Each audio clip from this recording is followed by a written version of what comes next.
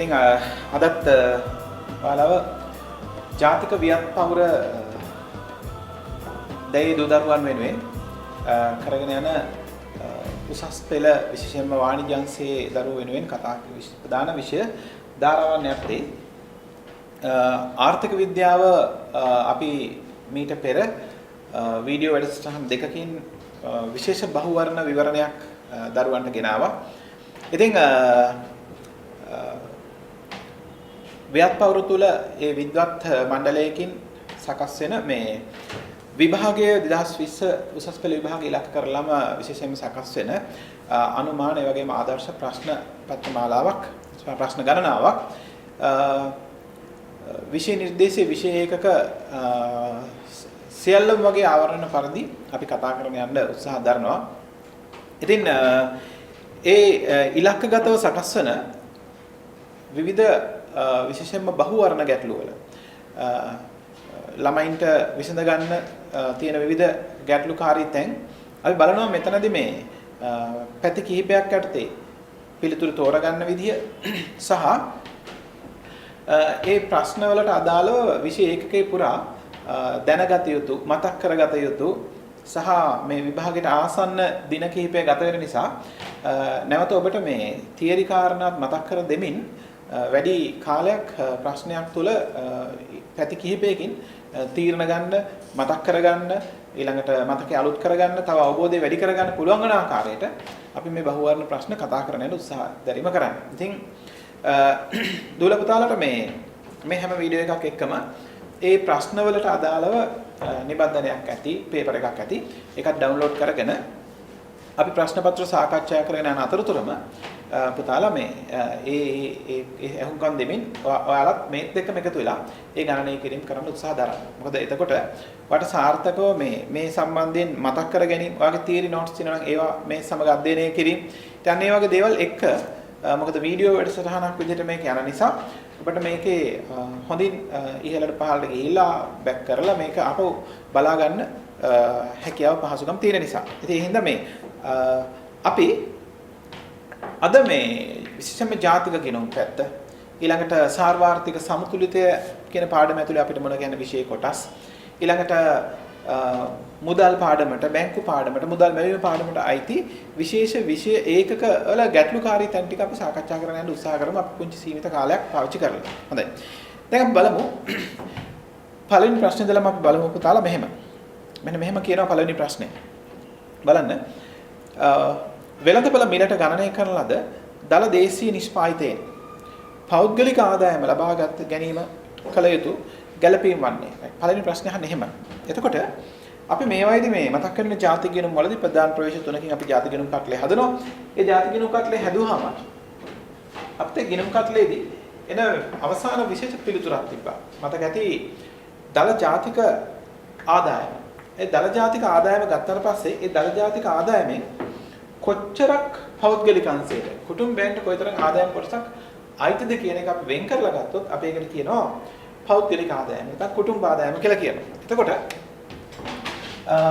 අපි ගත්තොත් පවත්නා මිලට දල ජාතික ආදායම ගත්තාම පවත්නා මිලට මේ සමස්ත දල ජාතික ආදායම අපි දන්නා ඵලදායී ආදායම තියෙනවා. ආර්ථිකය තුළ ජාතික ගිණුම් කටලයක් සකස් වෙන්නේ නිෂ්පාදන ක්‍රියාවලිය මත බිහිවුණු ආදායම් මත. එහෙනම් ඒ අදාළ කාල පරිච්ඡේදය තුළ ඒතර බිහිවුණු සම්පූර්ණ ආදායමම කුටුම්බයන්ට ගලාගෙන යන්නේ නැහැ පුතේ. එහෙනම් ඒ ආදායමෙන් කුටුම්බයන්ට ලැබෙන කොටසකුත් තියෙනවා කුටුම්බයන්ට නොලැබෙන කොටසකුත් තියෙනවා. එහෙනම් කුටුම්බයන්ට මේ ඵලදායීව නිර්මාණ වූ ආර්ථිකය තුළ බිහිවුණු මේ ආදායම ඇතුලේ කුටුම්බයන්ට නොලැබෙන යම් ආදායම් කොටසක් තියෙනවා නම් අන්න ඒක අපි ඉවත් කරන්න ඕනේ. එතකොට කුටුම්බයන් වෙත නොලැබෙන ආදායම් තියෙනවා නම් හරි. කුටුම්බ වෙත නොලැබෙන ආදායම්. දැන් අපි මතක් කරගත්තොත් ඔයාලට ඊට පස්සේ මේක ශනිකව තීරණය කරගන්න පුළුවන් උත්තරේ මොකක්ද කියන එක. අපි නිකන් මතක් වෙන කාරණා කීපයක් ගත්තොත් කුටුම්බයන් වෙත නොලැබෙන. නමුත් ජාතික ආදායම් තුල තියෙන. දැන් ව්‍යාපාරිකයෝ එයාලගේ ලබන ලාභයෙන් කොටසක් රජයට ලාභ බදු ගෙවනවා. ඒතර ඒක කුටුම්බයන්ට යන විදිහක් නැහැ. ඒතර අපි දන්නවා එහෙනම් සාංගමික ලාභ බදු සමාගම් ගෙවන ලාභය මත ගෙවන බදු. ඊළඟට කොටසක් මේ ලාභයේ කොටසක් එයා කුටුම්බයන්ට දෙනවා ලාභාංශ විදියට. ඒක ලාභාංශ කුටුම්බයන්ට ලැබෙනවා. හැබැයි මේක ඇතුලේ ජාතික ආදායම තුල තියෙනවා. නමුත් කුටුම්බයන්ට ලාභ බදු ලැබෙන්නේ නැහැ. මොකද ඒක රජයට සමාගම විසින් ගෙවන්නේ. ඊළඟට තවත් කොටසක් ඒ ලැබෙන ලාභයෙන් ලාභාංශ විදියට ගෙවන කොටස කුටුම්බයන්ට යනවා. නමුත් ව්‍යාපාර රඳවාගත් ලාභ තියෙනවා අන්න. රඳවාගත් ලාභ තියෙනවා නම් ඒ ටික කුටුම්බයන්ට යන්නේ නැහැ. ඊළඟට කුටුම්බයන්ට අයිති එයාලගේ වැටුපට අයිති කොටසක් තියෙනවා. නමුත් සේවකර් සදකර මුදල්, භාරකාර මුදල් වගේ දේවල් වලට දායක වෙනවා. ඒ කියන්නේ සමාජ සංරක්ෂණ දායක මුදල්. ඒතකොට ඒ වගේ අරමුදල් තියෙනවා නම් අපි කියනවා සමාජ සංරක්ෂණ අරමුදල් තියෙනවා නම් ඒ අරමුදල් වලට යවන මුදල් ටික ජාතික ආදායම තුල පළදායිව තියෙනවා. කුටුම්බයන්ට අයිති. නමුත් කුටුම්බයන්ට එක ලැබෙන්නේ නැහැ. එහෙනම් මේ කුටුම්බයන්ට මෙන්න මේ නොලැබෙන ආදායම් කොටසක් තියෙනවා. හරි. එහෙනම් මේ නොලැබෙන ආදායම් කොටස මොකද වෙන්න ඕනේ? මෙන්න මේකෙන් ඉවත් වෙලා යන්න ඕනේ. හැබැයි කුටුම්බයන්ට ජාතික ආදායම තුල ඇතුළත් නොවන නමුත් කුටුම්බයන්ට ලැබෙන ආදායම් කොටසක් තියෙනවා. අන්න ඒක අපි කියනවා කුටුම්බයන් වෙත ලැබෙන ආදායම් කොටසක් සංක්‍රාම ආදායම්. හරි. චක්‍රම කිව්වොත් කුටුම්බයෙන් ලැබෙන සංක්‍රාම. දැන් විශ්‍රාම වැටුප්, සමෘද්ධි වන ඊළඟට පාසල් පොත්පත් නිලැඳුම් ඔය වගේ මේ කුටුම්බයන් වෙත ගලාගෙන යන සංක්‍රාම ස්වරූපයෙන් ලැබෙන දේශීය හා විදේශීය වශයෙන් ඒකපාර්ශ්වීය කුටුම්බයන් ලැබෙන සල්ලි ගොඩක් තියෙනවා. ඒතර අන්නේ ටික කුටුම්බයන්ට ලැබෙනවා. නමුත් ජාතික ආදායම තුල ඇතුළත් වන ඵලදායීව නමුත් කුටුම්බයන් නොලැබෙන ආදායම් කොටසක් තියෙනවා. එහෙනම් ඔන්න ඔය ගැළපීම කරාට පස්සේ අපිට හරියටම ගන්න පුළුවන් මෙතනින් උත්තරයක් විදිහට කුටුම්බයන්ට ලැබෙන ආදායම නැත්තම් පෞද්ගලික ආදායම් කොච්චරද කියලා. හරි. එහෙමනම් අපි උත්තර ටික චෙක් කරලා බැලුවොත් ඔයාලට පේනවා පළවෙනි උත්තරේ පවත්නා මිලට දලදේශීය නිෂ්පාදිතයට සුද්ධ විදේශ සාධක ආදායම ගලපලා තියෙනවා. ඔන්න ඔය ගැළපිල්ල පොඩ්ඩක් කල්පනාවෙන් බලන්න ඕන. මොකද අපිට ගැළපිලි ඔක්කොගෙම දීලා තියෙන්නේ පවත්නා මිලට දලදේශීය නිෂ්පාදිතය. දේශීය නිෂ්පාදිතයට සුද්ධ සාධක ආදායම එකතු කරලා මෙන්න මේවා අපි හදාගන්නවා. එහෙනම් හරි. එහෙනම් ඔය හැම උත්තරයකම මුලින් තියෙන ගැළපිල්ලේ ගැටලුවක් අපිට නැහැ. නිසා දලදේශීය නිෂ්පාදිතයට සුද්ධ සාධක ආදායම එකතු වෙන්න ඕන. එතකොටයි මෙයා හැදෙන්නේ. හැබැයි කුටුම්බයන් වෙත නොලැබෙන ආදායම් ටික අඩු වෙන්න ඕනේ. රයිට්. ඒකත් හරි. ඊළඟට සංක්‍රාම එකතු වෙන්න ඕනේ. අන්න එතකොට අපිට එනවා කුටුම්බයන් ලැබෙන ආදායම. හරි. එහෙනම් අපිට කිසිම ආරවුලක් නැතුව ප්‍රශ්නේ විසඳ ගන්න පුළුවන් තැනක එතන තියෙන උත්තරේ. හරි පළවෙනි උත්තරේම අපිට ගන්න පුළුවන්. මිල් පවත්නා මිලට දලදේශීය නිෂ්පාදිතය එකතු කරා සුද්ධ විදේශ සාධක ආදායම. එතකොට හැදෙනවා පවත්නා මිලට ජාතික ආදායම හැදෙනවා. ඒ ජාතික ආදායමෙන් කුටුම්බයන් වෙත නොලැබෙන ටික ඉවත් වෙලා යනවා. කුටුම්බයන් ලැබෙන සංක්‍රාම ටික එකතු වෙනවා.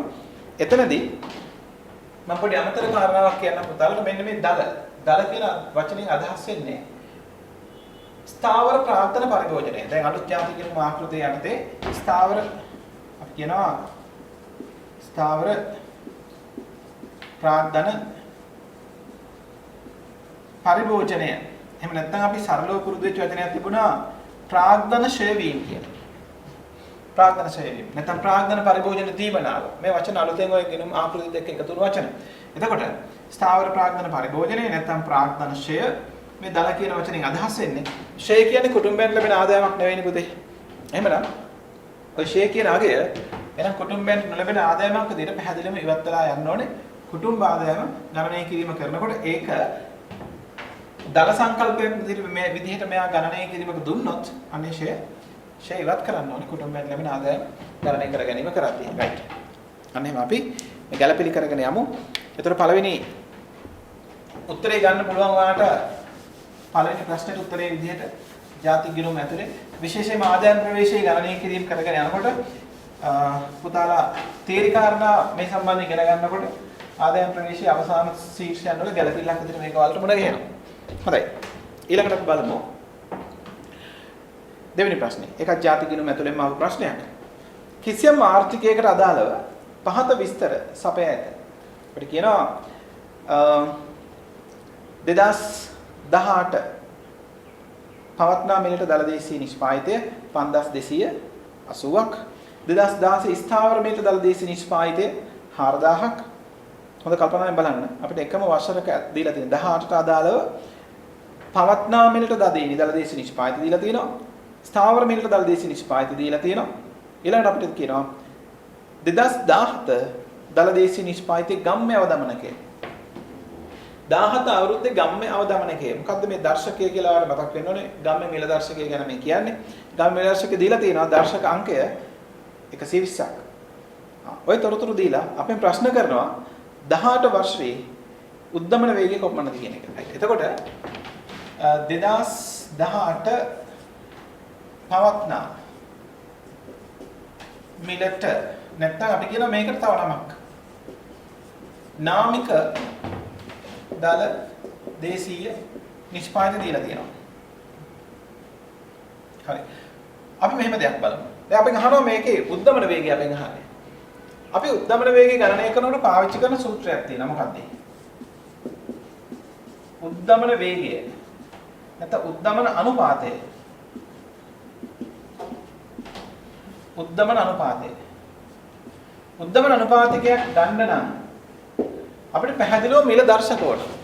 දැනට ඔන්න ඔය තොරතුරු හොයාගෙන යද්දී පුතාලට මේ ගානේ දීලා තියෙනවා 2015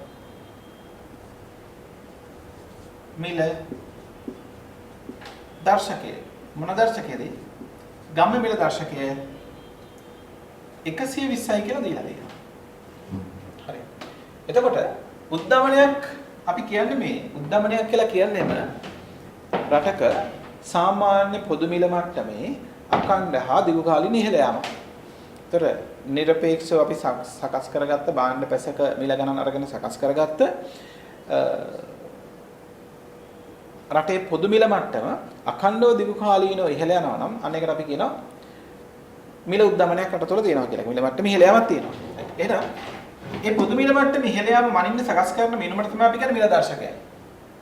අපිට තියෙන හොඳම මිල දර්ශක කීපයකින් එකක් නෙමෙයි ජාතික පාරිභෝගික මිල දර්ශකය, කොළඹ පාරිභෝගික මිල දර්ශකය, නිෂ්පාදකයාගේ මිල දර්ශකය, ගම්ම්‍ය මිල දර්ශකය, ජාතික නියමම නියෝජනය කරන ප්‍රධාන මිල දර්ශකය, ගම්ම්‍ය මිල දර්ශකය. පුතාලා එක දන්නවා. එතකොට ගම්ම්‍ය මිල දර්ශකයේ 2015ට தත්ත්වය දීලා තියෙනවා. අපිට මේ මිල මට්ටමේ වෙනස් වීම දර්ශකය නිරූපණය කරන්න. ඒතර 2016 ගම්ම්‍ය දර්ශකය තිබ්බොත් අපිට මේ මිල දර්ශකයෙන් කියන්න පුළුවන් මිල මට්ටම කොච්චර වෙනස් වීමක් ඒ කාල පරිච්ඡේදය තුළ සිද්ධ වුණාද කියන එක. අන්න එහෙම තිබුණොත් අපිට පුළුවන්. හරි. මිල දර්ශකයේ අරගෙන මිල දර්ශකයේ වෙනස පෙර වසරට සාපේක්ෂව බලන්න. පෙර වසරේ මිල දර්ශකයේ වැඩි කරා 100. අන්න අපිට මේවා ගණනය කරලා දක්වන්න පුළුවන්. right. එහෙනම් දැන් අපි දන්නවා අපිට පුංචි අඩුවක් තියෙන මෙන්න මෙතන. මොකද්ද? අපිට ඕනේ 2016 ගම් මිල දර්ශකය. අන්න එතනට ගියාම අපිට ඊළඟ ප්‍රශ්නේ එනවා. ගම් මිල දර්ශකය කොහොමද අපි හොයාගන්නේ? ඒක අපි ජාති ගිණුම් වලදී අපි ඉගෙන ගන්නවා. පවත්නා මිලට ගණනය කරන ලද නිෂ්පාදිතයක් මිල ස්ථාවර කරගන්න නම් අතීත මිලකට අරගෙන යන්න නම් අපි පාවිච්චි කරා ගම්ම්‍ය මිල දර්ශකය. එහෙනම් මේ ගම්ම්‍ය මිල දර්ශකයට අදාළව අපි සූත්‍රයක් එතනදී දැනගත්තා. මොකක්ද ඒ? ගම්ම්‍ය මිල දර්ශකයේ සමානයි පවත්නා මිලට දල දේශීය නිෂ්පාදිතය බෙදුවා අපි ස්ථාවර මිලට දල දේශීය නිෂ්පාදිතය වැඩි කරා 100. හරි. ගානේ දීලා තියෙනවා අපිට 2018ට අදාළව 2018ට අදාළව 2018ට අදාළව දත්යන් එක. කොහොමද දීලා තියෙන්නේ? අපිට කියනවා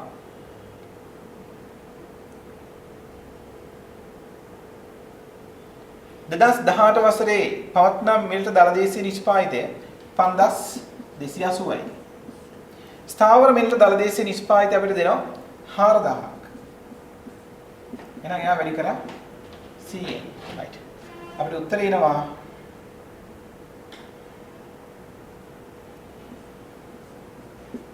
132ක්. මිල දර්ශක අගය මේ මොන වර්ෂයට අදාළවද 2018ට අදාළ 132යි. එහෙනම් කාල පරිච්ඡේද දෙක ඇතුළත 2017 සිට 18 දක්වා ගමන් කරද්දී දර්ශකයේ අගය 12කින් වැඩි වෙලා 12කින් ඉහළ ගිහිලා. එහෙනම් දැන් අපි ආදේශ කරලා බැලුවොත් අන්න අපිට පැහැදිලිවම දැන් පෙන්වන්න පුළුවන් මිල දර්ශක අතර වෙනස මෙන්න දර්ශක අතර වෙනස 12යි පෙර වසරේ මිල දර්ශක අගය ගම් මිල දර්ශකයේ අගය 120යි. එහෙනම් කොච්චර ප්‍රතිශතයකින් රටේ මිල මට්ටම අදාළ කාල පරිච්ඡේදය තුල ඉහළ ගිහිලා තියෙනවද කියන එක දැන් අපිට පැහැදිලිවම බලා ගන්න පුළුවන්. හරි. එහෙනම් 120ක 12ක වෙනවා කියන්නේ 10%ක. එහෙනම් 10%ක උද්දමන වේගයක් ආර්ථිකය තුළ තියෙනවා. උද්දමන අනුපාතය අපෙන් අහනවා 2018 වසරේ උද්දමන වේගය කොපමණද? 10%යි. එහෙනම් ආගේ උත්තරේ දෙවෙනි උත්තරේ. හරි. අන්න එහෙම දැන් ජාතික ගිණුම් වලට අදාළ අපි ගැටලු කිහිපයක් ඔය ගත්තේ. හරි. එතකොට මම දැන් සියලු දේවල් ලියාගෙන හදාගෙන පෙන්නගෙන වාට යනවා. මේ දැන් මේ ගාන ගත්තාම මේ ගාන ඇතුලේ අපිට උත්තරේ අනුමාන කිරීම මොකුත් බෑ. හේතුව මේක ජාතික ගිණුම් ඇතුලේ තියෙන දත්ත ඊට පස්සේ උද්දමනයේ පාඩමේ තියෙන ගණනය කිරීම කිහිපයක් පාවිච්චි වෙලා අවසාන තීරණයට එන්න ඕනේ විදිහට ගැලපිලා අහලා තියෙනවා. හරි. උද්දමනය අහන්නේ 13 වසරට අදාළව පොඩි විශේෂ කොටසක් වාදන්නා උද්දමනය. දල දේශීය ජාතික දේශීය නිෂ්පාදිතයන් ඊළඟට ඒකේ වර්ධන වේගයන් ඒවා ජාතික ගිණුම් ඇතුලේ අපිට තියෙන දී දත්ත කිහිපය එතන පාවිච්චි වෙලා තියෙනවා. එතකොට ඔයා දැනගෙන ඉන්න කාරණා කිහිපයක් තිබුණා එතන. පවත්නා මිලට නිමවමක් ස්ථාවර මිලට පරිවර්තනය කර ගැනීම. එතනදී භාවිත කරපු ගම් මිල දර්ශකය. ඒ තුලින් නිර්මාණය වුණු ගම් මිල දර්ශකයේ ගණනය කරන සූත්‍රය. ඊට පස්සේ ඒකෙන් ගත්ත මිල දර්ශක අගය. මේ මිල දර්ශකයේ අගය කාල පරිච්ඡේදය තුල වැඩි වුණා නම් ඒ වැඩිවීමේ වේගය උද්දමන වේගය කියන එක. ඒතර උද්දමන වේගය ගණනය කරන වෙනම සූත්‍රයක් භාවිත වුණා. උද්දමන අනුපාතිකය. උද්දමන අනුපාතිකය සමානයි මිල දර්ශකයේ වෙනස බෙදුවක් පෙර වසරේ මිල දර්ශකයෙන් වැඩි කරා 100න් අන්න උද්දමන වේගය අපිට ආවා. ඒ විදිහට මේ ප්‍රශ්නත් එක්ක ඉලක්ක වෙන ඒ ඒරියා එක වා තියරි කොටස් එක හොඳින් අධ්‍යයනය කරන්න. මොකද මේ වටා තව වරතරම් ප්‍රශ්න කොට නැගෙන්න පුළුවන්. හරි. හොඳයි. දැන් අපි උසස් පෙළ ප්‍රශ්න පත්‍රයේ රචනා ප්‍රශ්න පැත්තෙන් ගත්තොත් පස්වෙනි ප්‍රශ්නේ ජාතික ගිණුම් සාර්වාර්ථික සමුද්‍රය දෙකම එකතුවක් විදිහට දැන් ගොඩක් වෙලාවට පේපර් එකේ ව්‍යුහය සකස් වෙලා තියෙන නිසා අපි සාර්වාර්ථික සමතුලිතයේ පැත්තෙත් ගොඩක් වෙලාවට බලාපොරොත්තු වෙන කොටසක් විවරණය කරගෙන යමු ගුණකයේ පැත්තෙන්. හරි. ඒ හින්දා ගුණකය ගැන පොඩි මතක් කර ගැනීමකුත් කරන ගමන් ඊළඟ ප්‍රශ්න දෙකට අපි උත්තර හොයාගෙන යමු. තුන්වෙනි සහ හතරවෙනි ප්‍රශ්න දෙකට. හොඳයි. ප්‍රශ්න දෙක බලන්න. එතකොට තුන්වෙනි ප්‍රශ්නේ අපි මොකක්ද අහන්නේ? තුන්වෙනි ප්‍රශ්නෙන් පොඩි රූප සටහනක් දීලා තියෙනවා. රූප සටහනත් එක්ක අපිට විශේෂ තොරතුරු ටිකක් මතක් කරගෙන අලුත් කරගන්න තියෙනවා. අපිට මෙන්න මෙහෙමයි ප්‍රශ්නේ අහන්නේ. ප්‍රශ්නෙට යන්න කලින් ප්‍රශ්නේ දත්තම පාවිච්චි කරලා අපිට ගන්න පුළුවන් වෙන විදිහට මම පොඩ්ඩක් රූප සටහන පෙළගස්ස ගන්නම් මෙහෙම. පොඩියට මම මේක නිර්මාණය කරගන්නම්. අපිට දෙනවා සාර්වාර්ථික සමතුලිතයේ පාඩම ඇතුලේ පුතාලට මුණ ගැහෙන ප්‍රධාන ඉදිරිපත් කිරීම තමයි y සමාන e කොන්දේසි යටතේ ඉදිරිපත් කරන සාර්වාර්ථික සමතුලිතය දක්වන ප්‍රධාන ප්‍රස්තාර ආකෘතිය. හරි. ඒ හරහා ඉදිරිපත් කරනකොට මතක ඇති ප්‍රධානම රේඛාව තමයි සමතුලිතයේ පෙන්වන කොන්දේසියේ පෙන්වන අංශ 45ක කෝණයක නිර්මාණ රේඛාවට අමතරව ප්‍රධාන සමාහාර වේදම් රේඛාව E1 E2 කියලා වාට දීලා තියෙනවා ඒක. right. අගයන් දීලා තියෙනවා 500 ස්වාධීන අගයන් වල එකතුව 700 දක්වා වැඩි වෙලක් තියෙනවා. ඊළඟට ඒ අවස්ථාවන් දෙකේදී රටේ ජාතික නිමවමේ අගය 1000 සිට 1500 දක්වා වැඩි වෙලා තියෙනවා. හරි. මෙන්න මෙහෙම ආර්ථිකේ සමාහාර නිමැවුම් මට්ටම සමාහාර වියදම වැඩි වෙනකොට සමාහාර ඉල්ලුම වැඩි වෙනකොට ආර්ථිකේ සමතුලිත ජාතික ආදායම මට්ටම වෙනස් වෙලා තියෙනවා. හරි. ඔන්නවා හරිම වැදගත් හොඳ තියෙන තැන් ඩෙල්ටා y ජාතික නිමැවුමේ වෙනස වැඩි වීම අපි සංඛ්‍යාත්මකව දාලා බලමු 500යි. ස්වාධීන වියදමත් ඒ වෙලාව වෙනස් වෙනවා. මම ඩෙල්ටා E කියලා දාන්නම් මෙතනට. සමාහාර ස්වාධීන වියදම් ඔක්කොම එකතු වෙලා මෙතන තියෙනවා. එතකොට ඒ වෙනසත් 200යි. මොනම තොරතුරු ටිකක් දීලා තියෙනවා. මම මේ ටික මෙහෙම ගන්න හේතුව පුතාලා ඉගෙන ගන්න ගුණකය කියලා සංකල්පයක්. ගුණකය K වලින් සංකේතවත් කරනවා. වියදම් ගුණකය. වියදම් ගුණකයේ තේරුම අපි ඉස්සෙල්ලා දැනගෙන ඉන්න ඕනේ. තේරුම තමයි යම් ස්වාධීන වියදමක් මම ඔයාට පහසු වෙන්න මෙතනදී E කියලා දාන්නම්. මේක A0 autonomous expenditure එහෙමනම් සංකේතවත් කරන්න පුළුවන්. නිසා මම මෙතනදී ඔයාලට මේක පහසු වෙන්න මම පාවිච්චි කරන්න E කියන වචනේ වියදම් වල සිදුවුණු වෙනසක් හින්දා හරි ඩෙල්ටා y. මොකද මේ වියදම ඇතුලේ ආයෝජනීය වෙනසක් තියෙන්නත් පුළුවන්. ආයෝජනය වෙනස් වුණත් ඒත් එහෙමයි. ඊළඟට ස්වාධීන පරිභෝජනීය වෙනස් වීමක් වෙන්නත් පුළුවන්. ඊළඟට රාජ්‍ය වියදම් වල වෙනස් වීමක් වෙන්නත් පුළුවන්. මේ ඕනම වෙනසක් ඕනම ස්වාධීන වියදමක වෙනසක් වෙනස් වුණාම ඒකේ ජාතික ආදායමට කොයිතරම් වාර ගණනකින් බලපානවද? කොතරම් වාර ගණනකින් ජාතික ආදායමට බලපෑමක් වෙනවද වෙනස් වෙනවද කියන එක අනුපාත කරනකොට අන්න එකට අපි කියනවා ඒ වාර ගණන. ඒ ගුණිතයට අපි කියනවා වියදම් ගුණකය කියලා. හරි. වියදම් ගුණකය. right. ඔන්නෝම පුතාලට මතක ඇති. එතකොට අපිට මෙහෙම මේ දෙන්න අතර මේ තේරුම මෙහෙම දෙනවනම් අපිට මෙන්න මේ ආර්ථිකයේ පේනවා පොඩි දෙයක්. ඒ තමයි ස්වාධීන වියදම්. මොකද සමාහාර ඉල්ලුම් වක්‍රයේ ආරම්භ වන ලක්ෂ්‍යය අපි සාමාන්‍යයෙන් දකින්නේ ආර්ථිකයේ ස්වාධීන වියදම් වල එකතුව. ඒක ඔයාලා හොඳින් මතක තියාගන්න. ඒක සරල ආර්ථිකයක උනත් ගාණක් අරගෙන හොඳට චෙක් කරලා ඒවා පුරුදු කරගන්න ඒවා අඳුරගන්න. හරි. දැන් උදාහරණයක් විදිහට සරල ආර්ථිකයක පුතාලා දන්නවා සමාහාර ඉල්ලුම හැදෙන්නේ C ධන I වලින්.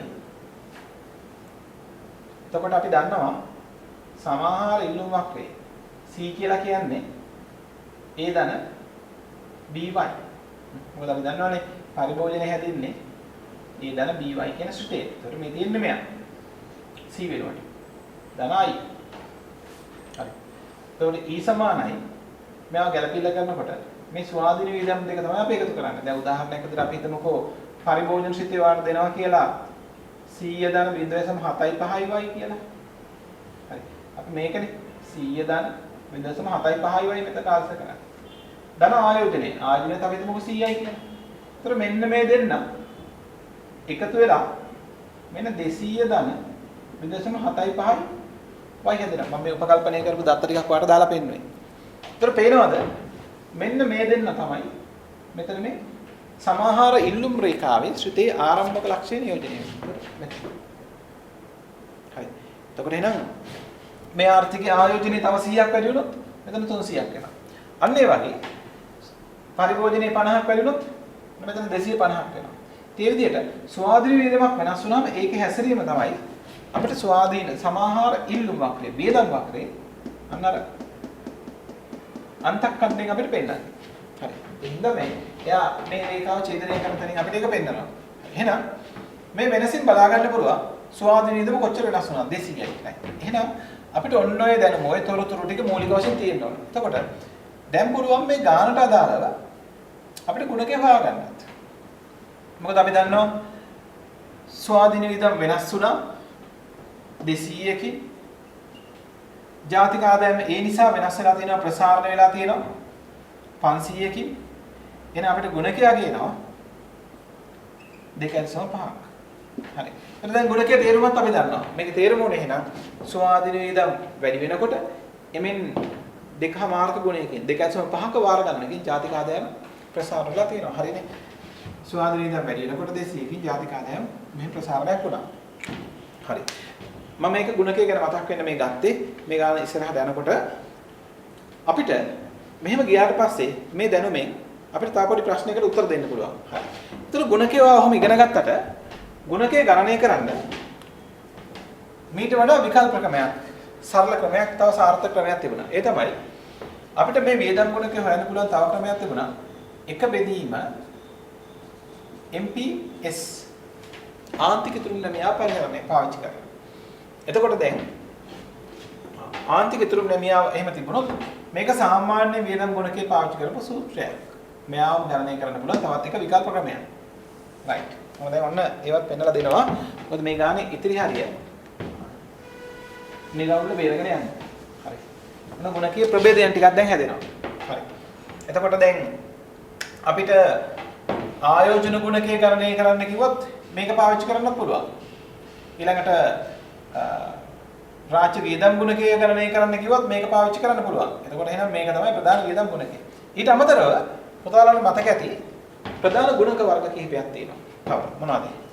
අපි දන්නවා බදු ගුණකය. ඊළඟට සංක්‍රාම ගුණකය. සංක්‍රාම ගුණකය. මෙන්න මේවා අන්න ගණනය කරන්නත් තව විකල්ප අපිට ක්‍රම තිබුණා. right. මේක එහෙනම් අපි දන්න ප්‍රධාන ගුණක සූත්‍රයේ නිර්වචනය හරහා එන ක්‍රමය. ඊට මේ විදිහට අපිට ගුණකය ගණනය කරන්න පුළුවන් තව විකල්ප ක්‍රම තිබුණා. right. ඒ වගේම බදු ගුණකය අපි ගණනය කරනවා. ගුණකය KT කියලා අපි නම් කරන බදු ගුණකය. right. ඔන්න මෙතන ආවා ඍණ MPC බෙදුවා MPS වලින්. ඒ වගේම සංක්‍රාම ගුණකය අපිට ගණනය කරන්න පුළුවන්. සංක්‍රාම ගුණකය MPC බෙදනවා MPS වලින්. දැන් මේවට විකල්ප සූත්‍ර ඕන තරම් තියෙනවා. මොකද අපිට මේකම ලියන්න පුළුවන්නේ එක බෙදීම එක ඍණ B කියලාත්. හරි. එහෙනම් මේවා ලියන්න පුළුවන් තව ක්‍රම ඕන තරම් ඔයාගේ පන්ති වලදී ඉස්කෝලේදී ඉගෙනගෙන ඇති. ඍණ B බෙදුවා එක ඍණ B වලින්. මෙයාවත් පුළුවන් B බෙදුවා එක ඍණ B වලින්. මොහොම විකල්ප භාවිතයක් තියෙනවා. මේ බදු ගුණකය, මේ සංක්‍රාම ගුණකය, මේ අපි දන්න පොදුවේ සමාහාර වියදම් ගුණකය. right. දැන් ප්‍රශ්නෙට අපි යමු. ඔය තොරතුරු ටික නැතුව ආට මේ ගානේ විසඳුමකට එන්න අමාරු නිසා මම ඔය තොරතුරු මතක් කළේ. එක්තරා ආර්ථිකයක කාලයක් සමග ඉල්ලුම් වෙනස් වී ඇති ආකාරය පහත දැක්වේ. මෙම ආර්ථිකයේ ස්වාධීන වියදම් ගුණකය හා බදු ගුණකය පිළිවෙලින්. ස්වාධීන වියදම් ගුණකය සහ බදු ගුණකය. ස්වාධීන වියදම් ගුණකය කිසිම ආරවුලක් නැහැ. දැන් ඔයාලා ගණනය කරලා ඉවරයි. ස්වාධීන වියදම් ගුණකය මේ ගියේ සාමාන්‍ය රටාවට මේ දත් වලින් හොයන්න පුළුවන්. එහෙනම් පළවෙනි එකට උත්තරේ හරියට. කීයද? 2.5යි. එතනින්ම ඇත්තට විභාගය වගේ වෙලාවක නම් එතනින්ම ඔයාලට උත්තරේ ලකුණු කරලා යන්න පුළුවන්. මොකද දෙවෙනි උත්තරේම තමයි එතකොට. මොකද ඒක විතරයි 2.5ක් ස්වාධීන වියදම් ගුණකය අවිල්ල තියෙන්නේ. හරි. බදු ගුණකය අපෙන් ඇහුවොත්. right. බදු ගුණකය දැන් ඔය දත්ත හරහා යන්න බෑ. නම් බදු ගුණකය ගණනය කරන්න අපිට ක්‍රමයක් තියෙනවා. හරි. ක්‍රමයක් තියෙනවා. එතකොට අන්න එතනට මේ දත්ත ඕන. MPS ඕනේ. ආන්තික ඉතුරුම් නැමියා ඕනේ. ආන්තික පරිබෝධන නැමියා ඕනේ. එතකොට එයාලා හොයාගන්න නම් ඔයාලට පොඩි විකල්ප ක්‍රමයක් පාවිච්චි කරන්න වෙනවා. ඔයාගාව තියෙන මේ වියදම් ගුණකය අන්න වියදම් ගුණකයේ උදව්වෙන් අපිට MPS හොයාගන්න පුළුවන්. ඒකට මම මෙතන පාවිච්චි කරනවා. හරි. දැන් අපි ආදේශ කරමු. අපි ගාව ගුණකය තියෙනවා. 2.5යි. එක බෙදීම. අපිට ඕනේ MPS. හරි. එහෙනම් දැන් මොකද්ද වෙන්නේ? මෙයා හරි. ඒක මම මෙහා පැත්තේ ලියනවා. එහෙනම් මෙයාගේ මෙහා වැඩි වෙනවනේ. ඒතකොට MPS මෙතනට ගියා සමානයි. ඉතින් යට ආවා 2.5. වාට උත්තරේ එනවා. බිඳුව දැම්මා 10 කියන්නේ 0.4යි. MPS. MPS 0.4යි. මෙන්න මතක් කරගන්න ඕන දෙයක්. MPS 0.4යි නම් අපි දන්නවා MPC 0.6යි. MPC 0.6යි.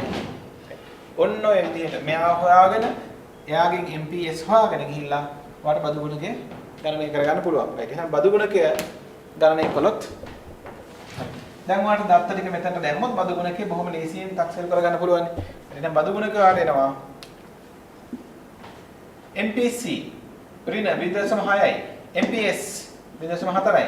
එහෙනම් උත්තරය ආවා 1.5යි ඍණ. මොකද බදු කියන්නේ ප්‍රවාහයෙන් ගිලිහීමක් කාන්දු වීමක්. ඒ නිසා ඒක ආර්ථිකයේ සමහර ඉල්ලුම දුර්වල කරන විචල්‍යයක්. ඒතර බදු වැඩි වෙනවා කියලා කියන්නේ ආර්ථිකයේ නිමය මට්ටම පහත වැටෙන්න පුළුවන්. සමහර නිමයම අඩු වෙනවා. ඒතර රටේ නිමය මට්ටම සමතුලිත නිමයම පහත වැටීමක් වෙන්න පුළුවන්. ඒකේ ඍණ බලපෑමක් ආර්ථිකයට තියෙනවා. හරි. ඉතින් දැන් මේක ඔයාලට මේ තියරි කාරණා ටික මතක් වෙන්න මම මේ පොඩි විස්තරාත්මක විවරණයක් කළාට මේකව ෂණිකව ගන්න පුළුවන් ක්‍රම සමහර දූල පුතාලා මේ වෙනකොට දන්නවා ඇති. අන්න ඒවත් මේත් එක්ක බලා ගන්න. මේක කෙටි පේපර් එකේ ප්‍රශ්නයක් වුණොත් හරි. අපිට හැම වෙලාවකම පුතාලා එක මතක තියාගන්න විශේෂයෙන් ස්වාධීන වියදම් ගුණකය.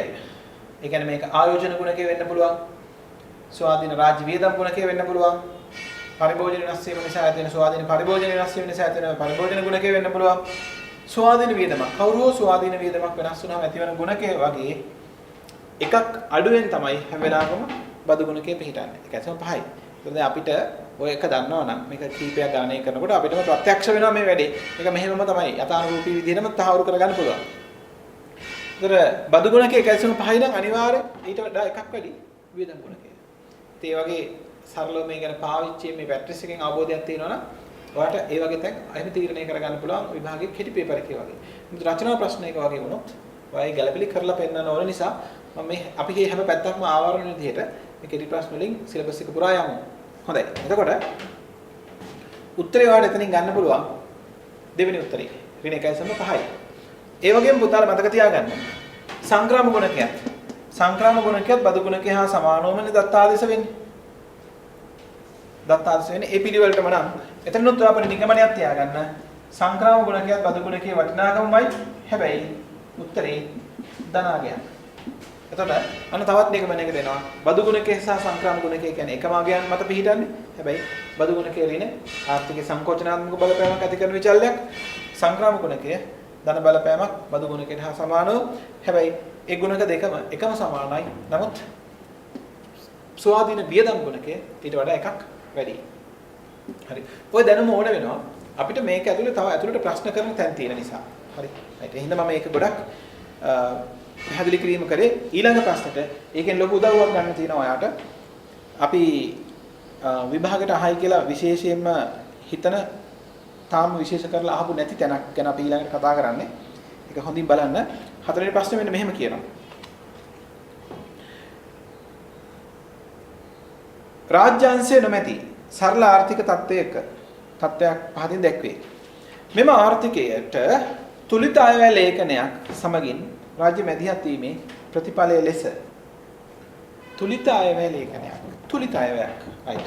එහෙනම් මේ ගැනත් බලමු. තුලිත අයවැයකදී ආර්ථිකයට මොන වගේ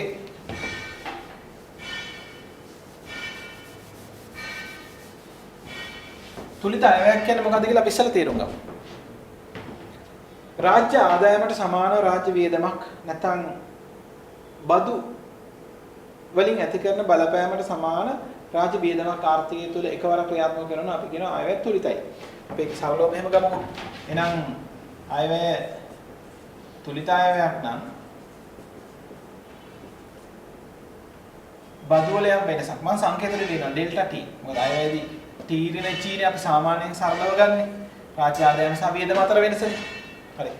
බදු වල යම් වෙනසක් වුණාම අපි ඉලක්කම් දානවා පුතාලට තේරුම් ගන්න ලේසියට. බදු වල යම් වෙනසක් වුණාම ඒ හා සමානම රාජ්‍ය වියදමේ වෙනසක් සිද්ධ වෙනවා නම් රජයේ බදු අය කරත් ඒ හා සමානව වේදම් කරනවා නම් ආර්ථිකය පැහැදිලිවම සරලවම තුලනීලා යන අපිට පේනවා අයවැය. අයවැය තුල තුලිතයි. අයවැය තුල ආර්ථිකය තුලනීලා තියෙනවා. එතකොට අයවැය තුලිත වුණාට මේකෙන් ආර්ථිකයට රටේ ජාතික නියමයන්ට ඇති කරන බලපෑම තුලිතද කියන එක ඊළඟ ප්‍රශ්න තියෙනවා. අන්න ඒක අපිට අර දැන් 7 වෙනි ප්‍රශ්නෙට අදාළව රාජ්‍ය ආර්ථිකයේ කාරණා ටික අපි වෙනම ඉගෙන ගත්තට එතනත් මේ ගැන කතා කරන නිසා මෙන්න මේ කතා කරන තැන් වල ප්‍රශ්න කිරීම රාජ්‍ය ආර්ථිකයේ කියන ඒකක ඇතුළේ වාට අපි පුතාලා අහලා ඇති මේ රාජ්‍ය මූල්‍ය ප්‍රතිපත්තිය ඉල්ලුම් කළමනාකරන ප්‍රතිපත්තියක් ලෙස ක්‍රියාත්මක කරනවා කියලා. රාජ්‍ය මූල්‍ය ප්‍රතිපත්තිය ඉල්ලුම් කළමනාකරන ප්‍රතිපත්තියක් ලෙස ක්‍රියාත්මක කරනවා. ඒක ඔයා රාජ්‍ය ආර්ථික ඒකකයේ යටතේ අවසානයේ ප්‍රතිපත්ති විශ්ලේෂණය කරනකොට කතා කරනවා. ඒක එතනට මෙයා 100%ක්ම වැදගත්. මෙතනටත් එහා සමානව වැදගත් නිසා පාර විෂය ඒකක කිහිපයක සම්බන්ධයක් තියෙන තැනක් මේක. එහෙනම් හොඳින් බලා ගන්න. අපි දැන් කලින් ප්‍රශ්නේ ගුණකේ කතා කරපු නිසා ඒකේ උදව්වත් අරගෙන අපි මෙයාව චෙක් කරලා බලමු. ඒතර විෂය ඒකක කිහිපයක දත්ත ටිකක් මෙතනදී මතක් වෙලා ඉවරයි. හරි. දැන් අයවැය තුලිතයි. එහෙනම් අයවැය සම්බන්ධයෙන් ප්‍රශ්නයක් නෙවෙයි අපිට දැන් මේකේ තියෙන්නේ. අපි බලන්න ඕනේ මේකෙන් ආර්ථිකයට මොන වගේ බලපෑමක් ඇති වෙයිද කියන එක. දැන් බදුනේ වැඩි වෙන්නේ. බදු වැඩි වෙනකොට අපිට මේ ඇති වෙන බලපෑම අපි ගණිතමය පැත්තෙන් ඉස්සලා බලන්න පොඩ්ඩක් දැනුම හදාගන්න. බදු ඉහළ යනවා. රාජ්‍ය වියදමත් එහා සමානව ඉහළ යනවා. ඒතර අපි බලමු බදු වලින් ආර්ථිකයට තියෙන බලපෑම. පුතාලා මෙතන ඉගෙන ගත්තා බදු ගුණකය සහ වියදම් ගුණකය. හරි.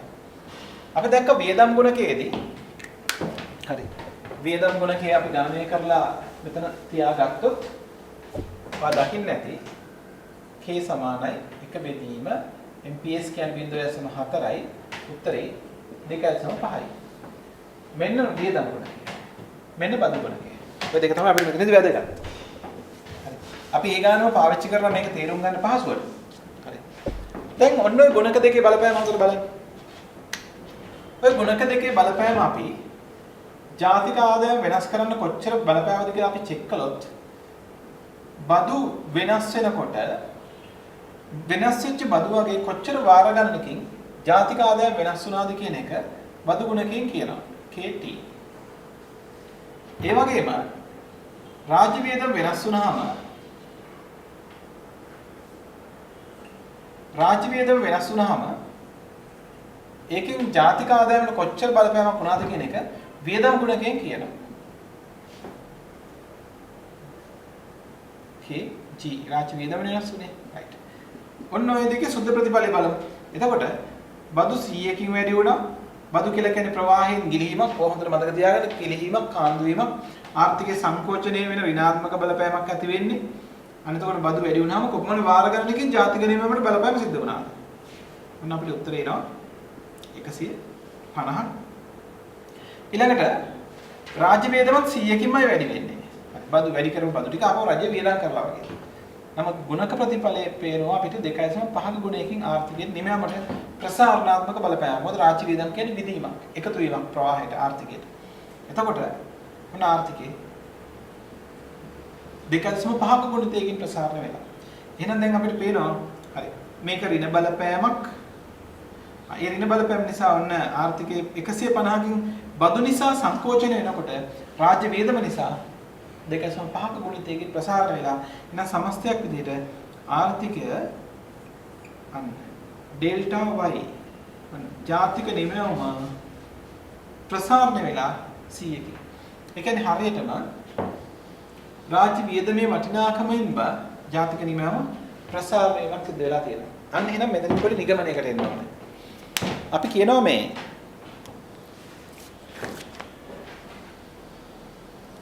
තුලිත අයවැය ක්‍රියාත්මක වෙනකොට තුලිත අයවැය ක්‍රියාත්මක වන අවස්ථාවක ඒ කියන්නේ රාජ්‍ය ආදායම් බදු සහ රාජ්‍ය වියදම් එක හා සමානවම ක්‍රියාත්මක වෙද්දී වැඩි වෙද්දී හෝ අඩු වෙද්දී ආර්ථිකයට ඇතිවන ප්‍රසාරණාත්මක හෝ සංකෝචනාත්මක බලපෑම හරියටම එකයි කියලා. තවත් දෙයකට කිව්වොත් ඒක හරියටම ධර්ම රාජ්‍ය වියදමේ වටිනාකමේම ආර්ථිකයේ ප්‍රසාරණයම සිද්ධ වෙනවා. හරි. එහෙනම් ඒකට අපි ඔයාගේ සිලබස් එකේදී මෙතනදී අහලා නැහැ ඒක. ඒකට අපි නමකුත් දානවා තුලිත අයවැය ගුණකය කියලා. අන්න ඒක මේත් එක්කම මතක් කරගන්න. තුලිත අයවැය ගුණකය. තුලිත අයවැය ගුණකය. තුලිත අයවැය ගුණකය. ඒ කියන්නේ අපි තවත් දෙයකට ගත්තොත් මේ දෙන්නගේ බලපෑමනේ. රාජ්‍ය වියදම් ගුණකයේ බලපෑම සහ බදු වල බලපෑම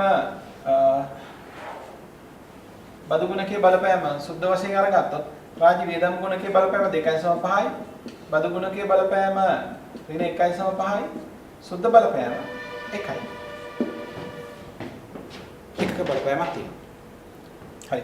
ඔක අපි සංකේතාත්මකව ඔප්පු කරලා පෙන්නනවා නම් KG ධන KT right. අපි දන්නවා මෙතන තියෙන්නේ රාජ්‍ය වියදම් ගුණකය MPS මෙතන තියෙන්නේ බදු ගුණකය ඍණ MPC බෙදීම MPS right. එහෙනම් මේකේ පොදු සාධකය ගත්තොත් MPS ගත්ත ඉරින් යට හරි.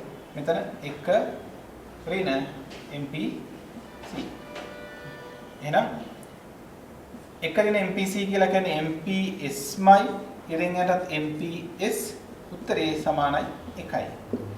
මෙන්න මේකට අපි කියනවා තුලිත අයවැය ගුණකය කියලා. ඒ කියන්නේ දැන් හොඳට මේ කාරණා අලුන ගන්න. මොකද අයවැය තුලනය වුණාට ජාතික ආදායමට එක් ඒකකයකින් එක් ගුණිතයේ වටිනාකමකින් ප්‍රසාරණ බලපෑමක් තියෙනවා. ඒ කියන්නේ හරියට මේ දෙන්න සමාන නිසා මේ දෙන්නගේ මේ රාජ්‍ය වියදමේ වටිනාකමෙන් විතරක් ජාතික නිමයම ප්‍රසාරණය වෙනවා. හොඳයි. දැන් මේ දැනුම හොඳට තිබ්බොත් ඔයගේ ප්‍රශ්නයක් ලොකු වෙලාවක් යනකොට ඔයාලට විසඳ ගන්න පුළුවන්. ඒකින්ද දැන් ඔතන ප්‍රස්තාරයක් එහෙම දීලා එක එක පැත්තට ඔයාව කලබල කරන විදිහට ප්‍රශ්න කරලා තියෙනවා. හරි. ඉතින් අපි ප්‍රස්තාර පැත්තනොත් බලමු. මේ හැම පැත්තක්ම අපි හොඳ අවබෝධයකින් යන්න. මොකද ඔයාලට මේ පේපර් එකේ තියෙන ප්‍රශ්නෙට නෙමෙයි මේක වටා අහන ඕනෑම ප්‍රශ්නයකට උත්තර හදාගන්න පුළුවන් වෙන විදිහට අපි මේ සාකච්ඡා හැම විෂයක් සම්බන්ධයෙන්ම ගෙනියන්නේ. ඒ නිසා මේ ප්‍රශ්නෙට උත්තරේ විතරක් අරගෙන ආරයි මේ ප්‍රශ්නෙට පුළුවන් කියන එක විතරක් ගන්න එපා. මොකද මේක ඉලක්ක කරලා අපි කතා කරන යන කොටස් ටිකක් හින්දා හොඳට මේ වටා ගොඩනගෙන ප්‍රශ්න ගැන අවධානය යොමු. හරි. මෙතන ප්‍රශ්න අහනවා. ප්‍රස්තාර මෙන්න මෙහෙම පොඩියට අපිට දීලා J කියන්නේ ගිලි එකතු වීම වල එකතුව. එකතු වීම වලට අදාළ රේඛාව. W වලින් සංකේතවත් කරනවා ගිලි වීම වලට අදාළ රේඛාව. අපි දන්නවා W සමානයි J වෙනවා නම් එතනදී ආර්ථිකය ප්‍රධාන සමුද්‍රිත කොන්දේසියක් පිටු වෙලා සමුද්‍රිත ජාතික ආදායම නිර්මාණය වෙනවා. හරි. දැන් පොඩි ප්‍රශ්නයක් එහෙම අහලා තුලිත අයවැය ලේඛනයක් මගින් රාජ්‍ය වියදම් ප්‍රතිඵලයක් ලෙස right. දැන් ඉතින් අපි දන්නවා කොහොමද මෙහෙම සිද්ධියක්. බදු වැඩි කරේ 100කින් නම් යම් වටිනාකමින් බදු වැඩි කරා. ඒ වටිනාකම රාජ්‍ය වියදමත් වැඩි කරාට අපි දන්නවා බදු වල ඇතිවන ගුණක බලපෑම සාපේක්ෂව අඩුයි. ඒ හින්දා බදු වැඩි වෙනකොට හරි ගිලිහීම් වැඩි වෙනවා. ඒ හින්දා ගිලිහීම් රේඛාව අපි හිතමුකෝ ස්වාධීනාගයක් විදියට ටිකක් ඉහළයි. හරි. රාජ්‍ය වියදමත් වැඩි වෙනවා.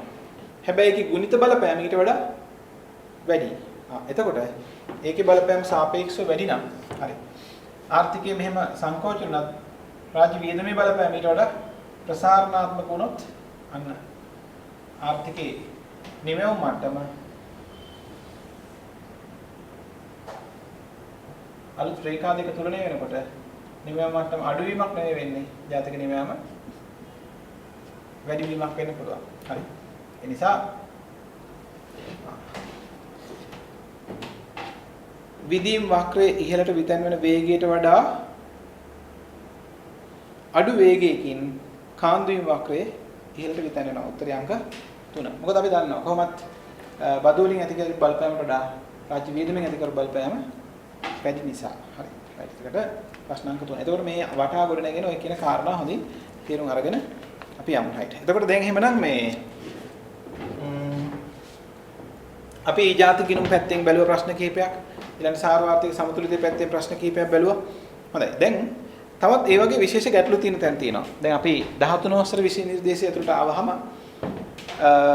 දැන් සිලබස් එකේ පිළිවෙලට අපි ප්‍රශ්න ගත්තත් මුල් පාඩම ඊට පස්සේ අපිට ඉල්ලුම සැපයුම සමතුලිතය ඊළඟට බදු සහනදර මිල පාලනයන් ඊළඟට අපිට පිරිවැය සාර්වත්‍රික ජාතික ගිණුම් සාර්වත්‍රික සමතුලිතය ඔය පිළිවෙලට පොඩ්ඩක් කරුණු ටිකක් මතක් කරගෙන යනවාට ඊළඟට අපිට මොන ගැන මුදල් පාඩම බැංකු පාඩම මිල මට්ටම් පාඩම right ඒකෙත් අපිට විශේෂ තැන් කීපයක් අපි බලමු මේ ඊළඟ ප්‍රශ්නත් එක්ක හොඳයි මෙන්න මෙහෙම ප්‍රශ්නයක් අහනවා අපි අපිට දීලා තියෙනවා ශේෂ පත්‍රයක් පස්වෙනි ප්‍රශ්නේ තරගකාරී බැංකු ක්‍රමයක ඒකාබද්ධ ශේෂ පත්‍රයක් පහතින් දැක්වේ ඒකාබද්ධ ශේෂ පත්‍රයක් පහතින් දැක්වේ ඉල්ලුම් right එහෙනම් අපි බලමු අපිට ශේෂ පත්‍රය බලන්න ශේෂ පත්‍රය කියනවා ඉල්ලුම් ටෙම්පරල් දීලා තියෙනවා 4000ක් බැංකු පද්ධතිය ඒකාබද්ධ ශේෂ පත්‍ර දීලා තියෙන්නේ බැංකු පද්ධති සංඛ්‍යා මට්ටම වෙනනවා 400ක් ඊළඟට ණය හා අත්තිකාරම් සපයලා තියෙනවා 3600ක්. අන්න එහෙමයි තියෙන්නේ. ශේෂපත්‍රය දල ආකෘතියක් ගත්තොත් ඉල්ලුම් තැන්පතු 4000යි සංචිත 400යි හරි. පද්ධති ශේෂපත්‍රයක් හරි. ඊළඟට ණය 3600යි. මොනම දීලා තියෙනවා. ව්‍යවස්ථාපිත සහිත අනුපාතය 5ක් වේ. බැංකු පද්ධතියේ ණය දීමේ ක්‍රියාවලිය ආරම්භීමට පෙර බැංකු පද්ධතියේ මුළු තැන්පතු ප්‍රමාණය කොපමණද? දැන් අපිට මෙන්න මේ කොටස සම්බන්ධයෙන් නිකන් ආරම්භක තත්ත්වයක් ගැන මේ අහන්නේ. හරි. බැංකු පද්ධතියේ මුලින්ම කොච්චර තැන්පතු තියෙන්නේ නැද්ද කියන්නේ. දැන් මේ ණය දීමේ ක්‍රියාවලිය කරගෙන ගිය බැංකු පද්ධතියක ශේෂපත්‍රයක මැද මේ තැනක නැවතිලා අපිට ශේෂපත්‍රය දීලා අහන්නේ මේ ප්‍රශ්නේ. හරි. දැනටමත් මේ බැංකු පද්ධතියේ අධිසංචිත තියෙනවා. හරි. ඒතර ඒක නෙමෙයි අපෙන් අහන්නේ. ව්‍යවස්ථා සහිත අනුපාත 5ක් වේ. බැංකු පද්ධතියේ ණය දීමේ ක්‍රියාවලිය ආරම්භීමට පෙර බැංකු පද්ධතියේ මුළු තැන්පතු ප්‍රමාණය කොපමණද? දැන් ක්‍රියාවලිය ආරම්භීමට පෙර දැන් මේ වෙනකොට මේ බැංකු පද්ධතියේ ණය සපයපු බැංකු පද්ධතියක් දීලා තිනවා 3600ක ණය ප්‍රමාණයක්. ආරම්භක තත්ත්වයක් ගැන අහන්නේ. මෙන්න මෙතනදී ඔයාලා හොඳින් දැනගත යුතු කාරණයක් තියෙනවා. අපි මේක පොඩ්ඩක් මුලට යමු. මේක හොඳින් බලන්න. දැන් මේක ගැන නෙමෙයි අපි කතා කරන්න හදන්නේ. මේකේ ආරම්භය ගැන. හොඳට මතක තියාගත යුතුම දත්තයක් මෙන්න මේක. බැංකු පද්ධතියේ සංචිත මට්ටම සංචිතයෙන් කියවෙන්නේ මේ බැංකු පද්ධතියට මහජනයා ගෙනලා තැන්පත් කරපු මූලික තැන්පතු. ඒක එක් අවස්ථාවක වෙන්න පුළුවන්, අවස්ථා දෙකක වෙන්න පුළුවන්. පුතාලා ඉගෙන ගන්නවා මුදල් මැනීමේ ක්‍රියාවලියේදී උපකල්පන.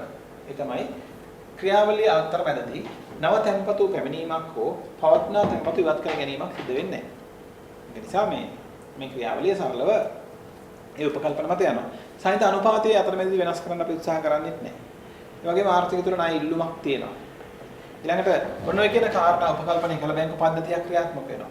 මේ ක්‍රියාත්මක වන බැංකු පද්ධතියේ ආරම්භයේදී කිසියම් බැංකුවකට අපි හිතමුකෝ A කියලා බැංකුවක් තිබ්බා කියලා. ඉල්ලුම් තැන්පතුවක් කෙනෙක් ගෙනල්ලා තැන්පත් කරනවා 400යි. අපි ඒ වෙලාවේ බැංකු පද්ධතියේ ශේෂපත්‍රයත් ලිව්වොත් බැංකු පද්ධතියත්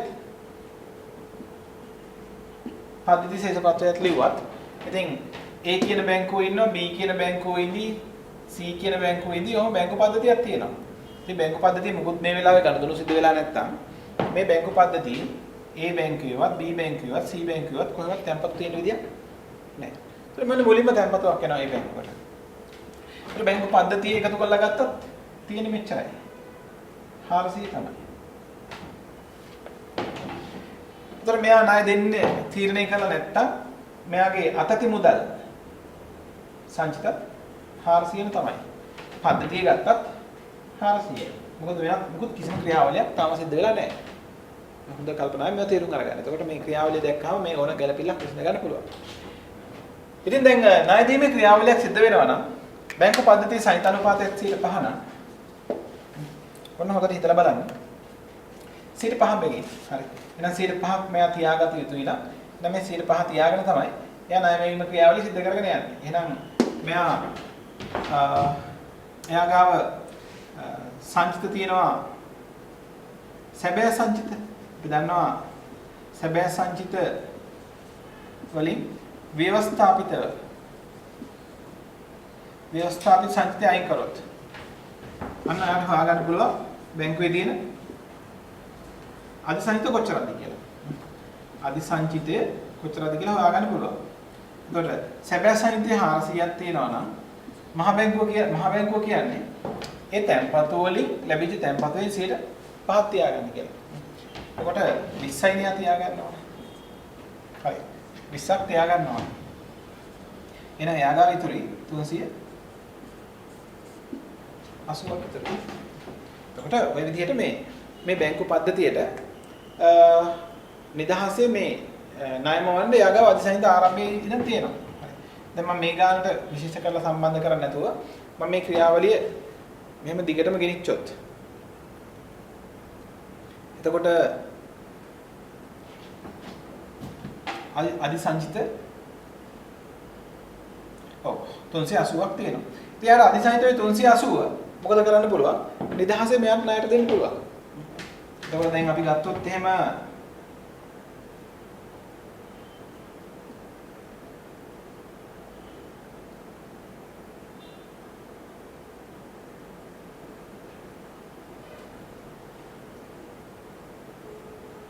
හරි.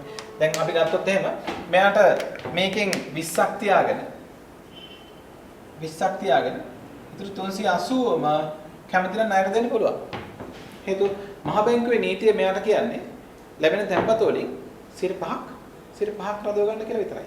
ඒතර එයා ඒ 380 ණයට දුන්නොත් ඒක යනවා කොහෙද? ඒක යනවා B බැංකුවට. ඒතර එයා ගාව ඉල්ලුම් තැන්පත් B වෙනවා 380ක්. එයා එකෙන් 5ක් තියාගෙන 5ක් එයා තියාගත්තොත් එහෙම ඒ කියන්නේ 19ක් තියාගෙන ඉතිරි මුදල් ප්‍රමාණය එයාට ණයට දෙන්න පුළුවන්. හරි. එතකොට එයාට පුළුවන් ණයට දෙන්න 361ක්. ඔන්න විදිහට එයා ඒ ණය මුදල් ප්‍රමාණය ණයට දුන්නාම ඒක C බැංකුවේ ඉල්ලුම් තැන්පතුවක් නිර්මාණය වෙනවා 361ක. ඕක සාමාන්‍යයෙන් ඉගෙන ගත්ත මුදල් මැවීමේ ණය මැවීමේ සාමාන්‍ය ක්‍රියාවලිය. හරි. ඉතින් ওই ක්‍රියාවලිය දිගින් දිගටම කරගෙන ගිහිල්ලා අපෙන් අහනවානේ මේ මුදල් මැවීමේ ක්‍රියාවලියදී හොඳ ප්‍රශ්නයක් මොකක්ද? අපෙන් අහනවා ණය මැවීමේ ක්‍රියාවලිය පැහැදිලි කරන්න කියලා කිව්වොත් ওই උපකල්පන ටික දාලා A බැංකුව 5ක් තියාගෙන එයාගේ අයිසනිත ණයට දෙනවා. ඒක B බැංකුවේ තැන්පතුවක් බවට පත් වෙනවා. එයා 5ක් රඳවගෙන ඉදිරියේ ණයට සපයනවා. ඒක C බැංකුවේ තැන්පතුවක් බවට පත් වෙනවා. ওই ක්‍රියාවලිය අඛණ්ඩව සිද්ධ වෙනවා. ඕක මුදල් මැවීමක් සිද්ධ වෙනවා. තැන්පත් මැවීම. මොකද එක බැංකුවක් දෙන ණයක් තමයි පුතේ ඊළඟ බැංකුවේ තැන්පතුවක් මවන්නේ. ඒකයි ණය මැවීම එහෙම නැත්නම් තැන්පතු මැවීම හරහා රටේ මුදල් සැපයීම වැඩි වෙනවා කියලා අපි කියන්නේ. හරි. ඒ ක්‍රියාවලිය අඛණ්ඩව යනවා. ඉතින් ඔහොම දිගටම ගියාම අපෙන් අහනවා මේ බැංකු පද්ධතියට කොච්චර තැන්පතු මවන්න පුළුවන්ද? ඉතින් අපෙන් එහෙම ඇහුවාම දැන් ආරම්භයේදී 400ක් තිබුණේ මුදල් මවන්න පෙරනේ. දැන් මුදල් මැවීම ක්‍රියාවලිය අවසන් වෙනකොට මේ ආරම්භයේදී දාපු 400ට අතිරේකව ඔන්න ඔයාලට මතක ඇති කොච්චර තැන්පතු මවනවද කියලා බලන්න අපිට පොඩි සූත්‍රයක් තිබුණා. ඒකට අපි කිව්වා තැන්පතු ගුණකය. තැන්පතු ගුණකය. තැන්පතු ගුණකය. නැත්නම් ණය ගුණකය කියලා අපි කියනවා. ණය ගුණකය. එක බෙදීම ව්‍යවස්ථාපිත සංචිතානුපාතය. එක බෙදුවා 105න්. හරි. 105න් බෙදනවා කියලා කියන්නේ 105න් බෙදනවා. එතකොට 20යි. අන්න ගුණකය 20යි. තැන්පතු ගුණකය 20යි. තැන්පතු ප්‍රසාරණ ගුණකය 20යි. ණය ගුණකය 20යි.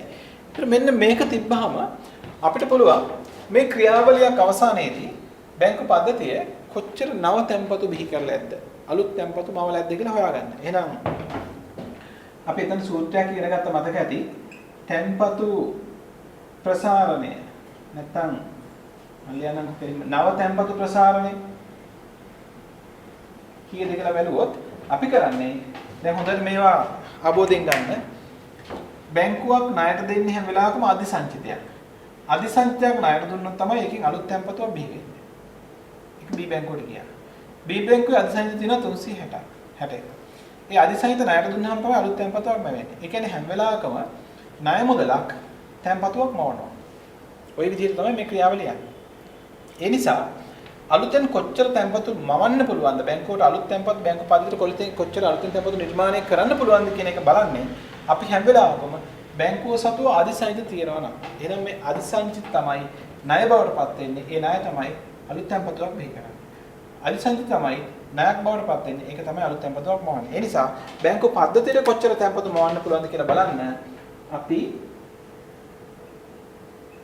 අධිසංචිතය වැඩි කරනවා ගුණකය. එන අධිසංචිතය අපිට තිබ්බා 380ක්. අන්න ඒක අපි ගුණකයෙන් වැඩි කරපුවාම අන්න අපිට කියන්න පුළුවන් බැංකු පද්ධතිය කොච්චර තැන්පතු ප්‍රසාරණය කරනවද කියලා බලා ගන්න පුළුවන්. හරි. එහෙනම් හරි. අපිට පුළුවන් ඇත්තටම මේ බැංකු පද්ධතිය සම්පූර්ණයෙන්ම මේ ක්‍රියාවලිය කරගෙන ගියොත් එහෙම 7600ක් දක්වා තැන්පතු ප්‍රසාරණයක් කරන්න මේ බැංකු පද්ධතියට පුළුවන්. හරි. ඉතින් ඔක සම්පූර්ණයෙන්ම ක්‍රියාවලිය අවසන් වෙච්ච බැංකු පද්ධතියක් වාට දීලා නැහැ. හරි. නමුත් ඔන්න වගේ දෙවෙනි ප්‍රසාරණය. ඒ කියන්නේ නම් මේ අලුත් තැන්පතු 7600යි. මුලින්ම ආපු තැන්පතු මේ කියන්නේ මවන තැන්පතු 7600යි. මූලික තැන්පතු 400යි. ඔය ඔක්කොමත් එකතු කරපුවාම 7600ක නාම මැවෙන තැන්පතුත් එක්ක 8000ක්ම බැංකු පද්ධතියේ මුළු ඉල්ලුම් තැන්පතු මවන්න පුළුවන්. මේ ක්‍රියාවලිය අවසන් වෙනකම් කරගෙන ගියොත්. හැබැයි ඔයා තේරුම් අරගන්න ඕන දෙයක් තියෙනවා. මොකක්ද? මේ ක්‍රියාවලිය ආරම්භන්න පෙර බැංකු පද්ධතියේ තැන්පතුවක් තිබ්බනම් ඒ තැන්පතුව මොකක්ද කියලා ඇහුවොත් ඒ අර ලැබිලා තිබෙච්ච මූලික තැන්පතුව. ඔන්නෝකයි එතන තේරුම් ගත යුතු අත්‍යවශ්‍යම කාරණා. ඒකෙන්ද බැංකු පද්ධතිය මේ ක්‍රියාවලිය ආරම්භ කරන වෙලාවේ මවපු තැන්පතු ක්‍රියාවලිය තුලදී බිහි වෙච්ච ඒවා. හැබැයි ක්‍රියාවලිය ආරම්භ කරන්න බැංකු පද්ධතිය තුල මූලික තැන්පතු තිබිය යුතුයි. එහෙනම් ප්‍රශ්නේ හරි සරලව මේ ක්‍රියාවලිය අඳුරගත්තොත් ඔයාලට තේරුම් ගන්න ලේසි. ව්‍යවස්ථාපිත අනුපාත 5ක් වේ. බැංකු පද්ධතියේ ණය දීමේ ක්‍රියාවලිය ආරම්භීමට පෙර බැංකු පද්ධතියේ මුළු තැන්පතු ප්‍රමාණය කොපමණද? බැංකු පද්ධතිය තියෙන්න පුළුවන් 2400ක මූලික තැන්පතුවක් පමණයි. ඒ 400ක මූලික තැන්පතුව තමයි ණය මැවීම තැන්පතු මැවීම හරහා 7600ක් දක්වා තැන්පතු මවන්නේ. ඒ ටිකත් එකතු වෙලා තමයි 8000ක් දක්වා තැන්පතු ප්‍රසාරණයක් සිද්ධ වෙන්නේ. හරි. ඉතින් ওই ගානේ දීලා තියෙන ශේෂපත්‍රයේ මුදල් මැවීමේ ක්‍රියාවලිය සම්පූර්ණ කරලා දීලා නැහැ. හරි. ගානේ කිසියම් දුරක් දක්වා පමණයි මුදල් මැවීමේ ක්‍රියාවලියක් සිද්ධ කරලා තියෙන්නේ. මේ විදිහට කොටසක් දක්වා පමණක් මුදල් මාවලා දීලා තියෙනවා. හැබැයි අපෙන් ආරම්භය ගැන අහන නිසා ඔයාලට මේ අවබෝධය තිබ්බනම් ඔයා ශනිකව තීරණය කරගන්නවා. හරි. ආරම්භයේ තියෙන්න පුළුවන් අර මූලික තැන්පතුවට සමාන ප්‍රමාණයක් පමණයි. එතනදී හොඳින් මතක තියාගන්න ඕනේ. බැංකු පද්ධතියක හැම වෙලාවෙම මේ සංචිත මට්ටම විදිහට පෙන්වන්නේ මේ බැංකු පද්ධතියට ලැබුණු මූලික තැන්පතු. හරි. මූලික තැන්පතු. එතකොට ඔය ශේෂපත්‍රයේ සංචිත 400ක් විතර පෙන්වන්නේ මාජනයා ගෙනල්ලා තැන්පත් කරපු ව්‍යවහාර මුදල් විදිහට තැන්පත් කරපු මූලික තැන්පතුවේ වටිනාකම. හරි. අන්න ඒ වගේ ගැළපෙලි. හරි. අපි තව ප්‍රශ්නයක් ගමු බලන්න. 6 වෙනි එක. මුදල් මැවීමටම අදාළව තව ප්‍රශ්නයක් දීලා තියෙන්නේ. කල්පිත ආර්ථිකයක් සම්බන්ධයෙන් පහත විස්තර සපයා ඇත. හරි. අපිට කියනවා මහජනතාවගේ ව්‍යවහාර මුදල්. මහජනතාවගේ ඉල්ලුම් තැන්පතු. වාණිජ බැංකුවල සංචිත. වාණිජ බැංකුවල ණය හා අත්තිකාරම්. මේ අවබෝධයෙන්ම එතනත් ගැළපෙන්න වල කරගන්න ලේසි රයිට්. මේ අවබෝධයෙන් අරගෙන මේ තියෙන දත්ත ටිකෙම අපිට එතනට උදව් කරගන්න පුළුවන්. එතන මුදල් සම්බන්ධයෙන් කතාවක් අහන්නේ. දැන් අපි දන්නවා කොහොමද? මුදල් මැවීම හරහා වාණිජ බැංකුව තැන්පතු මැවීම හරහා වාණිජ බැංකුවල මුදල් මැවීමේ ක්‍රියාවලිය හරහා ඍජුවම රටේ මුදල් සැපයීමට බලපෑමක් වෙනවා. හේතුව මේකයි. money supply මුදල් සැපයීම. අපි M1 ගමු. මහජනයා සතු ව්‍යවහාර මුදල් currency C. මහජනයා සතු ඉල්ලුම් තැන්පතු demand deposit. මහජනයා සතු ව්‍යවහාර මුදල් ගැන උතන කියනවා. 2400යි. මහජනයා සතු ඉල්ලුම් තැන්පතු ගැනත් කියනවා. 5600යි. හරි. ඒතර මේ ටික එකතු කරලා ගත්තාම 8000ක මුදල් සැපයීමක් ආර්ථිකය තුල තියෙනවා. මේ කියන දත්වල හැටියට. එතනදී අපි තේරුම් ගන්න ඕන දෙයක් තියෙනවා. demand deposit මහජනයා සතු වාණිජ බැංකුව වෙත ඉල්ලුම් තැන්පතු 5600යි. ඔය කියන විදිහට බැංකු පද්ධතියේ ශේෂපත්‍රයේ මෙන්න මේ තියෙන අරියනෙ තියෙන්නේ. GDP. මේ හොඳට මතක තියාගන්න යුතු තැන්. ඒතර වාණිජ බැංකු පද්ධති ශේෂපත්‍රයක් ගත්තාම පද්ධති ශේෂපත්‍රයේ සමස්ත ඉල්ලුම් තැන්පතු ටික තමයි අපි මුදල් සැපයීම ඇතුළේදී මහජනයා සතු වාණිජ බැංකුව වෙත ඉල්ලුම් තැන්පතු කියලා කියන්නේ. ඊළඟට වාණිජ බැංකුවල සංචිතය. අන්න මෙතන ගණන් කියනවා. කියන්නේ මූලික තැන්පතු විදිහට 710ක් තියෙනවා කියලා කියනවා. ඒකත් හරියි. ඊළඟට ණය හා අත්තිකාරම්. ඒ කියන්නේ දැනට මුදල් මවලා තැන්පතු මාවු ටික තියෙනවා බැංකු පද්ධතියේ 4890. හරි. එහෙනම් මේ ටික තුලනේ වුණාම මේ විදිහට ශේෂ පත්‍රය සකස් වෙයි. 5600යි 5600යි. හරි. ප්‍රශ්නේ අහන්නේ මෙහෙම. ව්‍යවස්ථාපිත සංහිත අනුපාත 10ක් වේ නම් හා ණය දීම මගින් තැන්පතු ප්‍රසාරණය කරන ලද්දී නම් ආර්ථිකයේ මුදල් සැපයුම කොපමණද? දැන් අපි බලන්න ඕනේ ණය දීමේ මගින් තැන්පතු ප්‍රසාරණය කරන ලදී. ණය දෙන්න ඔන්න ඔය ප්‍රශ්නේ අපි ඔය ප්‍රශ්න කරන හැම වෙලාවකම බලන්න ඕනේ මුදල් අදාළ වාණිජ්‍ය බැංකුවට ණය දෙන්න පුළුවන්ද බැංකු පද්ධතියට ණය මවන්න පුළුවන්ද කියන එක තීරණය කරන්න අපි අනිවාර්යෙන් බලන්න ඕන මේ බැංකු පද්ධතිය ඇතුලේ අධිසංචිත තියනවාද? මෙන්න සංචිතය 710යි සැබෑ සංචිතය 710ක් ව්‍යවස්ථාපිත සංචිතය අපි රඳවා තබාගත යුතු වෙනවා කොච්චරද? මොකද සංචිත අනුපාතය අපිට ගානේ කියලා 10ක්. එහෙනම් 560ක් අපි තියාගන්න ඕනේ. එහෙනම් අධිසංචිත අපි ගාව තියෙනවා 150. දැන් බැංකු පද්ධතියක් සතුව මෙතන ණය දීපු නැති අතිරික්ත සංචිත තියනවා නම් අන්න අපිට බලන්න පුළුවන් මේ පද්ධතියට කොච්චරක් ණය මවන්න පුළුවන්ද? එහෙනම් ණය මැවීම නැත්නම් තැන්පතු මැවීම සමානයි අධිසංචිතය වැඩි කරා තැන්පතු ගුණකයේ. අධිසංචිතය 150යි තැන්පතු ගුණකයේ 10යි 10යි. එහෙනම් ණය මවන්න පුළුවන් තැන්පතු මවන්න පුළුවන් 1500ක්. එහෙනම් බැංකු පද්ධතිය අලුතෙන් ණය දෙනවා 1500ක අලුත් ණය මැවීමක් තියෙනවා. තැන්පතු මැවීමක් තියෙනවා. මොකද දෙන ණය මුදලක් තමයි වෙනත් බැංකුවක තැන්පතුවක් මවන්නේ. එහෙනම් මේ සපේන අලුත් ණය ප්‍රමාණයට සමාන තැන්පතු ප්‍රසාරණයක් බැංකු පද්ධතිය තුළ සිද්ධ වෙනවා. එහෙනම් දැන් බැංකු පද්ධතියේ මුළු ඉල්ලුම් තැන්පතු 1500කින් ඉහළ යනවා. 1500ත් එක්ක රටේ මුදල් සැපයුම 9500ක් වෙනවා. එහෙනම් මට උත්තරේ පැහැදිලි අපිට දීලා තියෙනවා තුන්වෙනි උත්තරේ 9500කින් රටේ මුදල් සැපයුම වැඩි වෙනවා. ඒ විදිහට දැන් අපි මුදල් මැවීම ඇතුලේ කාරණා කීපයක් ගැලපීම කරේ. හරි. ඒ වගේ මේ ඔය වාණිජ්‍ය බැංකු සහ වාණිජ්‍ය බැංකු සම්බන්ධයෙන් ඔය ගැලපිලිවලදී තව පොඩි සරල ප්‍රශ්නයක් අහලා තියෙනවා අපි. දැන් මොකද අපිට මේ ශේෂපත්‍රවල බැංකු ශේෂපත්‍රය වෙන්න පුළුවන් වාණිජ්‍ය බැංකුවක ශේෂපත්‍රය. මොකද මේ තියෙන දත්ත ඇතුලේ අපිට පේනවා මේ සංචිතය. මෙන්න මෙයා හොඳට තේරුම් ගන්න. වාණිජ්‍ය බැංකුවක මේ සංචිතය පවත්වාගෙන යන්න පුළුවන් ක්‍රම මොනවද කියලා අපි අහුවොත්. ඒක 2016 A level paper එකේ පැහැදිලිව ප්‍රශ්න කරලා තියෙනවා 31 වෙනි කෙටි ප්‍රශ්න ඇතුලේ. මේ ප්‍රශ්නේ අහනවා මේ ව්‍යවස්ථාපිත සංචිතය කියන්නේ. එතන ව්‍යවස්ථාපිත සංචිතය කෙලින්ම අහන්නේ. ව්‍යවස්ථාපිත සංචිතය රඳව ගන්න පුළුවන් කොහොමද වාණිජ්‍ය බැංකුවකට? කොහොමද කියලා අපි අහනවා. රඳව ගන්න පුළුවන් අතති මුදල් ලෙස හෝ මහ බැංකුවේ තැන්පතු ලෙස කියලා. ඒ 2016 31 වෙනි ප්‍රශ්නේ පළවෙනි උත්තරේම දීලා තියෙනවා පැහැදිලිව. අන්න ඒ වගේ නිශ්චිත තීරණ තියෙනවා. නිශ්චිත උත්තර තියෙනවා. එතකොට ව්‍යවස්ථාපිත සංචිතය රඳව ගන්න පුළුවන් අතති මුදල් ලෙස හෝ මහ බැංකුවේ තැන්පතු ලෙස. හරි. ඒතර මෙන්න මෙතන තියෙන්නේ වාණිජ්‍ය බැංකුව සතු අතති මුදල් ටික හෝ වාණිජ්‍ය බැංකුව මහ බැංකුවේ පවත්වාගෙන තැන්පතු.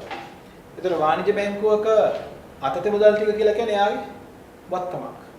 හරි. මම මේ දැන් ටික ලෑස්ති වෙනවා ඊළඟ ප්‍රශ්නට උත්තරය ගැන මේ අදහසක් දෙන්න. හරි.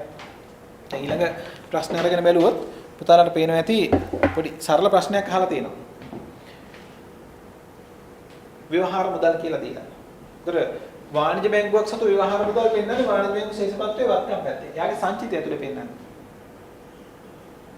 දැන් මහජනයා සතු ව්‍යවහාර මුදල් කියලා කියන්නේ මහජනයාට එයා සතු මුදල් තොගයක්. මහජනයා සතු ව්‍යවහාර මුදල්. ඒක මහජනයාගේ පැත්තෙන් වත්කමක්. හැබැයි ආර්ථිකයේ ව්‍යවහාර මුදල් නිකුත් කරන මහ බැංකුව පැත්තෙන් ගත්තොත් මහ බැංකුවේ ඔන්න දැන් එතනදී ඔයාලට මතක් වෙන්න ඕන දෙයක් තියෙනවා. මහ බැංකුව එයාගේ ව්‍යවහාර මුදල පෙන්නන්නේ එයාගේ ශේෂපත්‍රයේ වගකීම් පැත්තේ. දැන් මේ කාරණා හරිම කල්පනාවෙන් බොහොම නිවාඩු පාඩුව තියරි කාරණාවල වෙන් කර ගන්න. මොකද මේ තැන් කිහිපයක් මේ එකතු වෙන්නේ. ප්‍රශ්නයක් සංකීර්ණ වෙන ඔය සිද්ධිත් එක්ක. එතකොට වාණිජ බැංකු ශේෂ පත්‍රයක අතිති මුදල් හෝ මහ බැංකු තැන්පතු කියලා පෙන්නනවා. වාණිජ බැංකුව එයාගේ ව්‍යවහාර මුදල් ටික තියාගෙන ඉන්න විදිහයි එයා මහ බැංකුවේ මුදල් තැන්පත් කරලා තියෙන විදිහයි දෙකම එකතු කරලා එයාගේ සංචිතය පෙන්නනවා. එයාගේ වත්කම් පැත්ත එක පෙන්නනවා. හරි.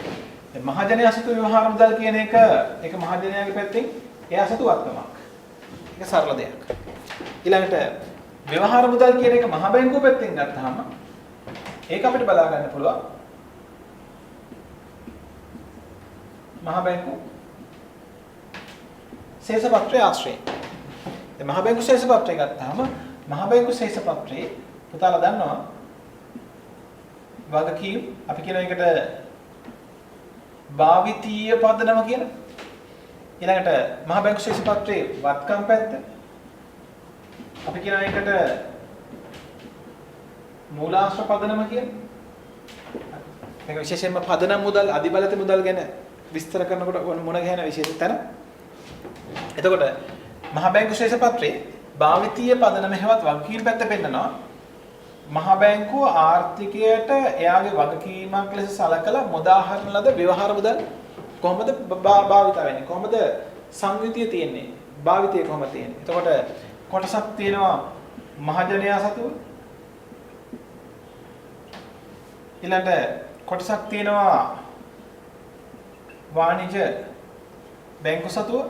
කොටසක් තියෙනවා වාණිජ බැංකු කියන්නේ මේ දෙකම ව්‍යවහාර මුදල්.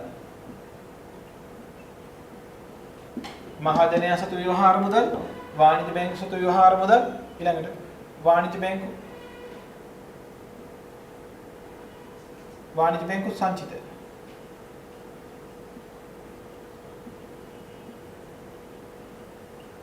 වාණිජ බැංකු මහ බැංකුවේ පවත්වාගෙන තැන්පතු. වාණිජ බැංකු මහ බැංකුවේ පවත්වාගෙන තැන්පතු. හරි. එතකොට එතකොට එහෙමනම් ওই විදිහට බැලුවාම හරි. වාට 7 වෙනි ප්‍රශ්නේ ගත්තාම ව්‍යවහාර මුදල් පැත්තෙන් හරි. ව්‍යවහාර මුදල් මහ ජනතාවගේ පැත්තෙන් ගත්තොත් ඒක වත්කමක් වුණා. වාණිජ බැංකු පැත්තෙන් ගත්තොත් ඒක වත්කමක් වුණා. මහ බැංකු පැත්තෙන් ගත්තොත් ව්‍යවහාර මුදල් ආර්ථිකයේ මුදාහැරීම කියලා කියන්නේ මහ බැංකු පැත්තෙන් ගත්තොත් ඒක යාගේ වගකීමක්. හැබැයි මේ පදනම් මුදල් ටික මේ කියන්නේ පදනම් මුදල්. මේකට අපි කියනවා පදනම් මුදල්. පදනම් මුදල් එහෙම නැත්නම් සංචිත මුදල් එහෙම නැත්නම් අධිබලති මුදල්. අධිබලති මුදල් සැපයීමට පදනම සපයන නැත්නම් ආර්ථිකයේ මුදල් සැපයීම තීරණය කරන ප්‍රධානම සාධකයේ විදිහට අපි ගන්නෙ මහ බැංකුව ආර්ථිකයට මුදාහරන ව්‍යවහාර මුදල් සංචිතේ. එහින්දා ඒක අපි කියනවා මහ බැංකුව පැත්තෙන් එයාගේ ආර්ථිකයට ව්‍යවහාර මුදල් නිකුත් කිරීම එයාගේ වගකීමක් විදිහට අන්න එයාගේ භාවිතීය පදන වගකීම් පැත්තේ සංගතියක් විදිහට පෙන්වන්න කරලා තියෙනවා. හරි. ඒ විදිහට මේ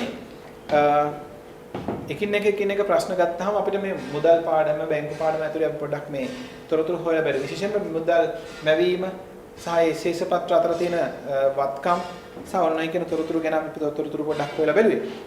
ඉතින් ඊළඟට ප්‍රශ්න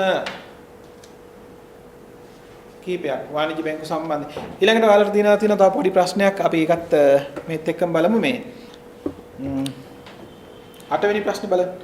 රටක මුදල් සැපයීම වැඩිවීම කෙරෙහි බලපාන කරුණ කුමක්ද කියලා අහනවා. මේ තොරතුරු ටිකට ආශ්‍රිතවම ගිය තවත් ප්‍රශ්නයක්.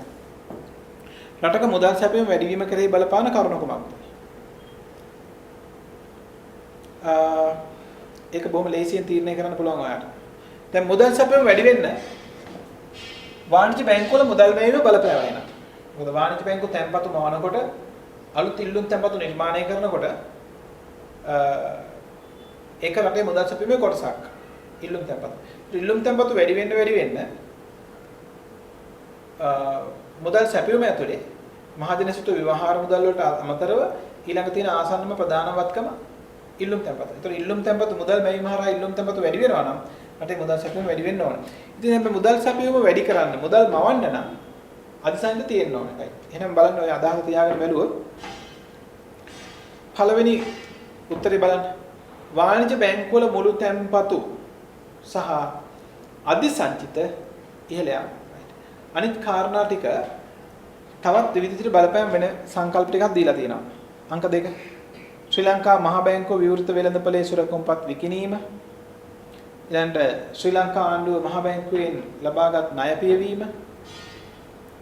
මුළු තැන්පතු හා ව්‍යවහාර මුදල් අතර අනුපාතයේ පහළ යාම. සහ ව්‍යවස්ථාපිත අනුපාතයේ ඊළඟ මොනවාකට විශේෂ එකක් තියෙනවා ව්‍යවස්ථාපිත අනුපාතය. ඒ ව්‍යවස්ථාපිත අනුපාතය වැඩි කරපු වෙලාවට අපි දැක්කා බැංකුවල සංචිතය රඳවා ගත යුතු සංචිතය වැඩි වෙනවා. ඒතර අධිසංචිත අඩු වෙනවා. අධිසංචිත අඩු වෙනකොට ණය දීමේ හැකියාව අඩු වෙනවා. ණය දීමේ හැකියාව අඩු වෙනකොට මුදල් මැවීමේ හැකියාව, තැන්පතු මැවීමේ හැකියාව අඩුයි. ඒතර රටේ ඉල්ලුම් තැන්පතු ප්‍රසාරණයක අඩුයි. ඒතර මුදල් සැපීම අඩු වෙනවා. මොකද ප්‍රශ්නේ අහන්නේ මුදල් සැපීම වැඩි වීම කරේ බලපාන කරුණු කුමක්ද?